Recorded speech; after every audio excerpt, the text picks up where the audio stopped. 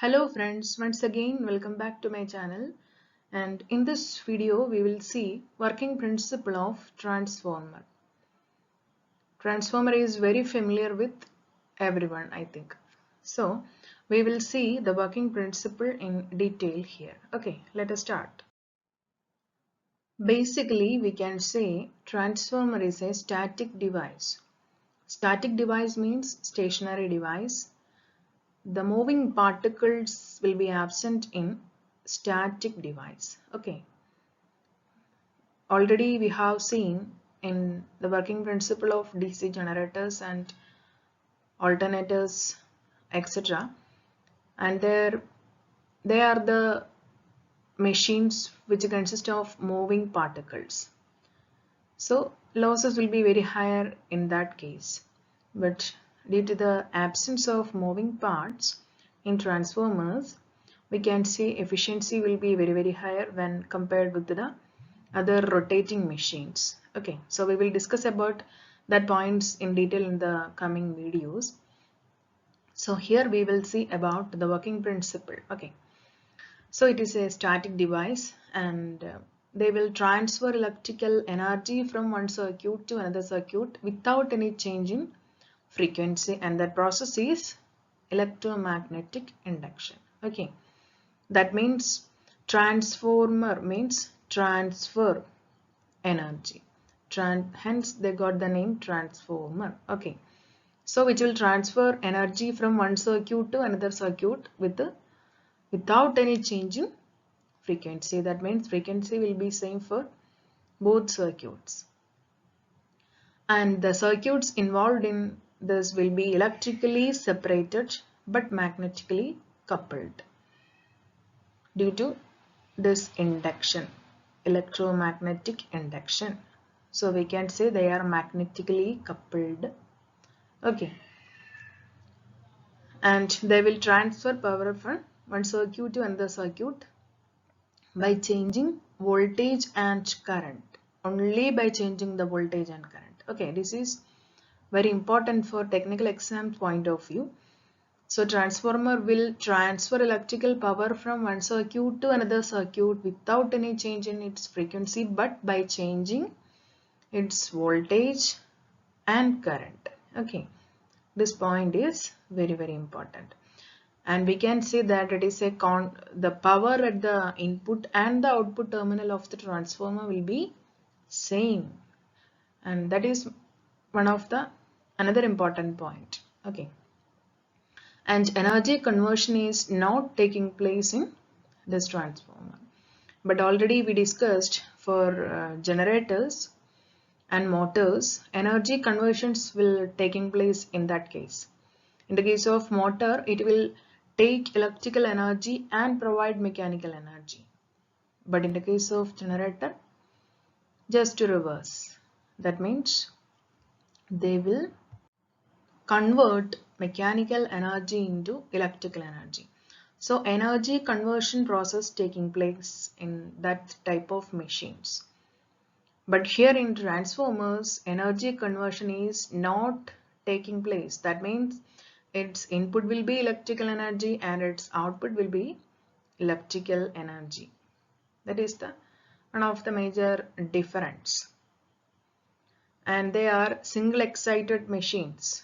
That means they need just one excitation at the input, and based on that single excitation we will take output from the secondary side. Okay, so these transformers are static device. Static device means electrical energy or the process conversion will take place due to flux linkage process. But for dynamically induced cases, dynamically induced EMF, already we discussed about that point in the working principle of DC generators. And dynamically induced EMF means the EMF will induce in that type of machines by flux cutting method. But for statically induced EMF cases like transformers, EMF will induce in that machine by the flux linkage. That is one of the another important between the statically induced EMF and dynamically induced EMF. So in transformers, EMF will induce statically.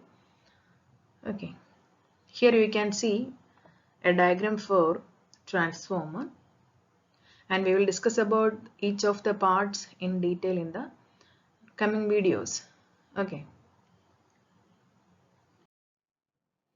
and now we are going to see the working principle of transformers. Here you can see a simplest representation for transformer. Simply we can say that it consists of two windings, that is primary winding and secondary winding. In this diagram, this red colored portion or red colored winding indicates primary winding, and this blue colored windings will indicate secondary winding. Okay, so primary winding and secondary windings. Can you see any electrical connection between this primary and secondary winding? No. We can say that the primary winding and secondary windings, both of them are electrically separated but magnetically coupled. How they are magnetically coupled? They are coupled magnetically by this iron core. Okay. When we apply alternating current to the side, and that side is the primary side. Normally we will say we can say that when we apply alternating current to the side, that side is normally considered as the primary side, and the side which is secondary, when we take or when we collect the power, and that side is the secondary winding, or the side which is connected to the load, normally that is secondary winding side. Okay, and N1 is the number of turns in the primary winding, and N2 is the number of turns in the secondary winding. That means here we can see the number of windings in this primary side is not equal to the number of windings in this secondary side. And one more thing that you can observe from this diagram, that is the thickness of the windings in the primary is not equal to the thickness of the secondary winding. So we can remember these points. Okay. When we apply alternating current to this primary side, then what will happen? According to Faraday's law, whenever an alternating current or current passes through a conductor, an EMF will induce in that conductor. Here the primary windings are conductors. So when we apply primary voltage or voltage to the primary side, then what will happen? An EMF will induce in this primary winding due to the flow of primary current. Okay. And that induced EMF in the primary side is normally represented as capital E1. For ideal transformers, this E1 will be equal to applied voltage, that is primary applied voltage V1, or here in this diagram it is normally represented as VP. So VP is equal to what? E1, that means induced EMF when it is an ideal transformer. We will discuss about ideal transformer in detail. Ideal transformer means no losses will be there. Okay. And one more thing is that E1 will be just opposite to that of the applied voltage. Okay, these are the main points included in this slide.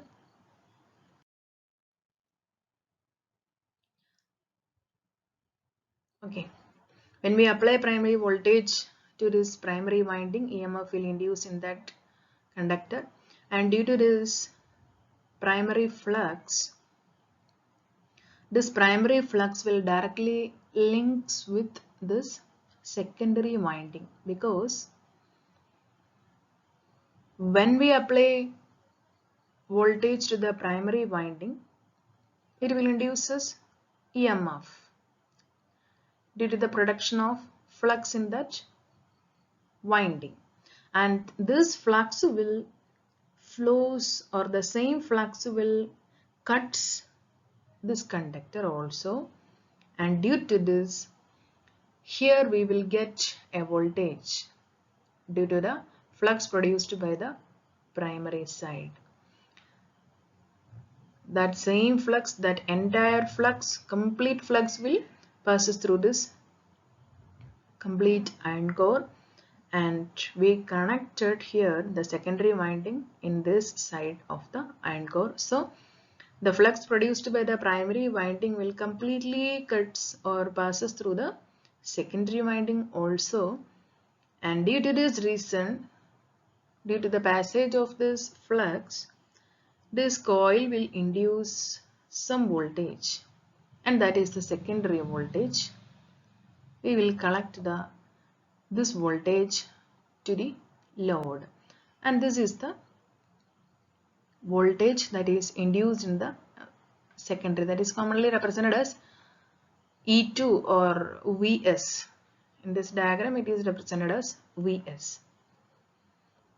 This is the basic working principle of transformer, that is mutual induction, because when we apply alternating current to this primary side, due to the flow of this current, flux will induce, that means current will induce in this winding,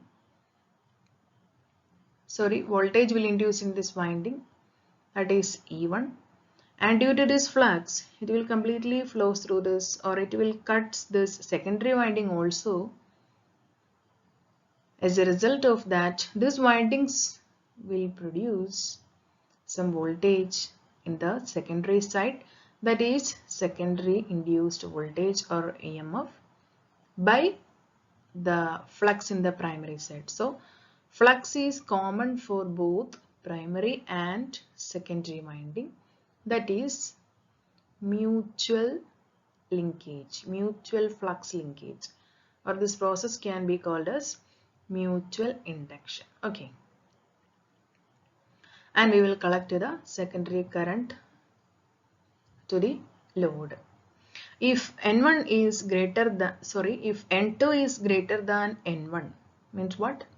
If number of turns in the secondary winding is greater than the number of turns in the primary winding, then automatically, due to the presence of more turns in the secondary side, induced EMF will be higher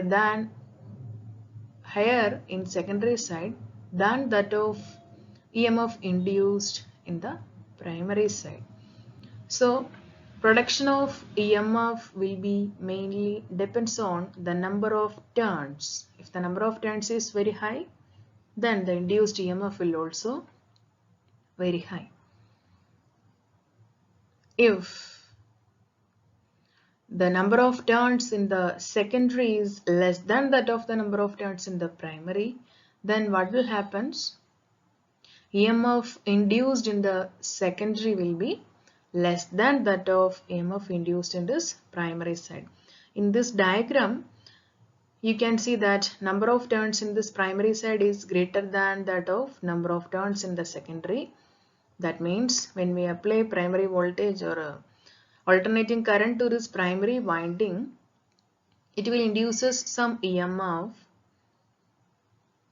by the flux, and when this flux flows through this winding, this secondary winding, it will also induce some voltage, and that induced voltage will be less when compared with the primary winding, even if the flux is same.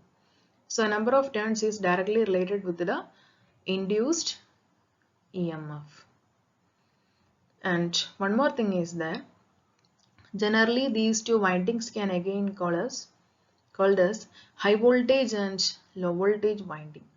High voltage winding and low voltage windings. That means if we connect a low voltage winding in this primary side, automatically high voltage winding will be there in the secondary side. Low voltage winding means induced voltage will be less in low voltage winding compared with the secondary side, and such type of transformer is known as step up transformer, because we will collect power from the secondary side. So the secondary side voltage will be higher when compared with the primary side, because primary is connected with the low voltage winding and secondary will be high voltage winding. So such type of transformers are step up transformers. Otherwise we can see that if number of turns in the secondary is much higher than that of primary, number of turns in the secondary is higher means induced EMF will be higher in secondary than that of primary. That means it will be step up transformer. Otherwise we can see if the number of turns in the primary is higher than that of secondary, then it will be just reverse as that of the first case, that is step down transformer, because number of turns in this side is higher than that of this side. So EMF induced in this primary winding will be higher than that of EMF induced in the secondary winding. Similarly, or otherwise we can say if primary windings are high voltage windings, then secondary windings are low voltage windings. That means secondary voltage will be less when compared with the primary side. That means it is step down transformers. Okay, these are the major things which is related with the working principle of transformers. Okay, in this video we discussed the working principle. The working principle of transformer is mainly electromagnetic induction. When we apply alternating current to the primary winding side, then by Faraday's law, when the current flows through that conductor, it will induce some EMF. So that flux will link with the secondary side, and the flow of the flux through the secondary winding will induce EMF in the secondary windings, hence mutual induction process. That process is very important. That is the major working principle of transformer. Okay, these are the major things about transformer working principle. In the next video we will see the construction of transformer in detail. Okay, thank you.